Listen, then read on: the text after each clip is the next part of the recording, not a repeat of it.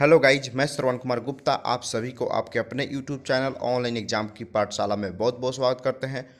आज प्राचीन भारत का पार्ट थर्ड वीडियो है और टॉपिक है आज का सिंधु घाटी सभ्यता। सिंधु घाटी सभ्यता से सारे इंपॉर्टेंट टॉपिक्स इस वीडियो में कवर करेंगे। ठीक है, चलिए वीडियो को स्टार्ट करते हैं। और जितने भी लोग मेरे चैनल पर फर्स्ट बार विजिट करें चैनल को सब्सक्राइब करके बेल आइकन प्रेस कर देंगे ताकि हमेशा नए नए वीडियो का नोटिफिकेशन मिलता रहे। चलिए वीडियो को स्टार्ट करते हैं। फर्स्ट ऑफ ऑल देखते हैं उसके बारे में सिंधु सभ्यता, जो सिंधु घाटी सभ्यता थी उसकी खोज के बारे में थोड़ा डिस्कस कर लेते हैं। और सिंधु घाटी सभ्यता क्यों नाम पड़ी और घाटी सभ्यता भारत की कौन सी सभ्यता रही। प्राचीन वैदिक सभ्यता ही भारत की सबसे पुरानी सभ्यता मानी जाती थी, लेकिन ब्रिटिश काल में सिंधु घाटी सभ्यता का उद्भव हुआ और तभी से सिंधु घाटी सभ्यता भारत की जो है सबसे पुरानी सभ्यता मानी जाती थी। और सिंधु घाटी सभ्यता के पूर्व में वैदिक सभ्यता को हम लोग सबसे पुरानी सभ्यता के रूप में मानते थे। ठीक है, और सिंधु घाटी सभ्यता विश्व की चार बड़ी सबसे सभ्यता है, जैसे मिस्र की सभ्यता, नील की नदी की सभ्यता, ऐसे बड़ी सबसे सभ्यता है। इसमें एक सभ्यता है जो है सिंधु घाटी सभ्यता। और सिंधु घाटी नामकरण इसने किया गया क्योंकि ये सिंधु घाटी नदी के क्षेत्र में विस्तार ज़्यादातर देखी गई है। ठीक है, चलिए पूरा विश्लेषण इस वीडियो में हम करेंगे। फर्स्ट ऑफ ऑल देखते हैं खोज। सबसे पहले खोजा गया था किनके द्वारा। सबसे पहले इस खोज के लिए निकले थे चार्ल्स मैसन, जो 1826 में निकले हुए थे। वो क्या थे, ब्रिटिश काल के एक पुरातत्व विभाग के एक अधिकारी थे चार्ल्स मैसन जी। इन्होंने पाकिस्तान का दौरा किया। उस टाइम उन्हें कुछ हाथ नहीं लगा और ये ज़्यादातर रूप से सिर्फ भ्रमण के लिए गए थे।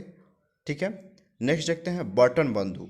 बर्टन बंधु थे जो 1856 में रेलवे लाइन का जो ट्रैक था उसी को बिछाने के क्रम में कुछ ईंट इन्हें प्राप्त हुई थी। और यह कराची और लाहौर के जो रेलवे लाइन था इसी को खुदाई कराने के क्रम में इन्हें कुछ ईंट भी मिली और इन्हें मालूम नहीं चला कि ये सिंधु घाटी सभ्यता का ही स्थल है। इन्हें लगा कोई पुरानी बिल्डिंग होगी, धंसा होगा, ऐसे ही इनको मालूम चला, लेकिन ज़्यादातर इनकी चर्चाएं नहीं मानी जाती है। ठीक है, चलिए नेक्स्ट देखते हैं।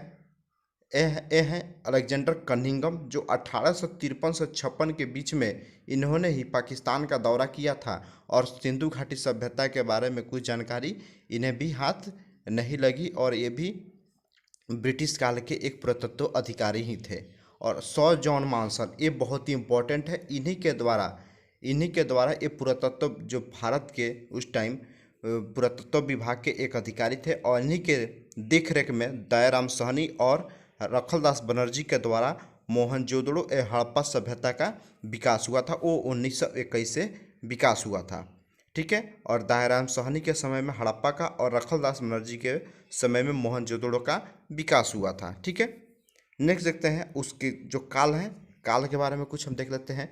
ज़्यादातर देखी जाती है कि मार्शल जी, जो जॉन मार्शल थे, सर जॉन मार्शल, इन्होंने 3250 BC 2750 बहुत अनेक लोगों ने क्योंकि पुरातत्व है इस साक्ष्य के आधार पर बताना था, ताकि ये स्पष्ट हमें विवरण अभी नहीं मिलता है।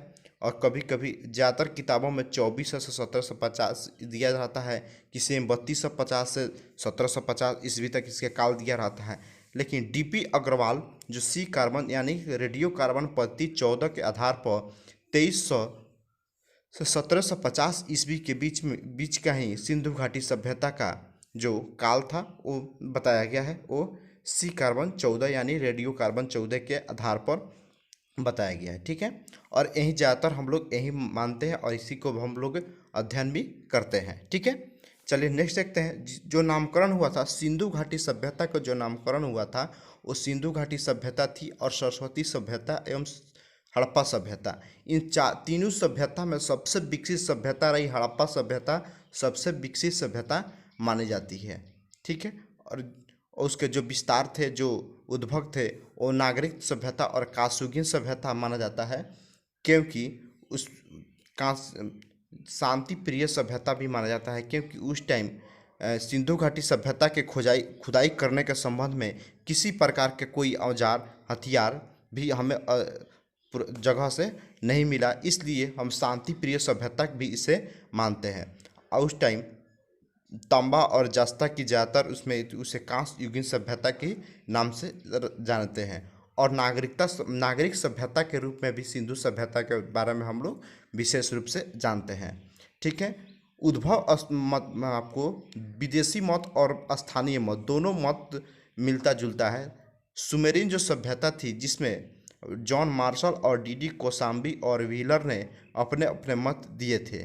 ठीक है। जो द्रविड़ जाति के कुछ लोग थे जैसे रखलदास बनर्जी ने मोहनजोदड़ो का खोज किया, इन लोग का स्थानीय मत था और इन्हीं लोग के आधार पर हड़प्पा सभ्यता सिंधु सभ्यता का आगे को मान्यता प्राप्त दिया गया। ठीक है। चलिए नेक्स्ट देखते हैं। सिंधु सभ्यता का जो विस्तार है वो विस्तार कहाँ से कहाँ तक फैला हुआ है, इस सब बारे को भी थोड़ा हम डिस्कस कर लेते हैं। जो पश्चिमी पूरा स्थल है वो कहाँ, दासक नदी किनारे स्थित सुत कागोड़ा बलूचिस्तान में स्थित है। और यह पूर्वी जो पूरा स्थान है वो हिंडा नदी किनारे आलमगीरपुर जिला उत्तर प्रदेश में मेरठ में स्थित है। हिंडा नदी किनारे आलमगीरपुर में यह स्थित है। ठीक है। नेक्स्ट आता है उत्तरी पूरा स्थल, तो जो चिनाब नदी के तट पर अखनूर के निकट जम्मू कश्मीर में उत्तरी में यह स्थित है। और दक्षिण में गोदावरी नदी के तट पर दाइमाबाद और महाराष्ट्र में मिलता है। ठीक है। एक बात आपको बता दे रहे हैं, मैप के आधार पर जो आपको इंडिया का मैप बनता है उसी का होता है। ये होता है आपका जम्मू कश्मीर, यहाँ पे आता है बलूचिस्तान और ये है महाराष्ट्र। ये जो बनती है ये त्रिकोणीय बनती है जिसकी लगभग जो एरिया थी 13,000 वर्ग किलोमीटर में यह फैली हुई थी। ठीक है।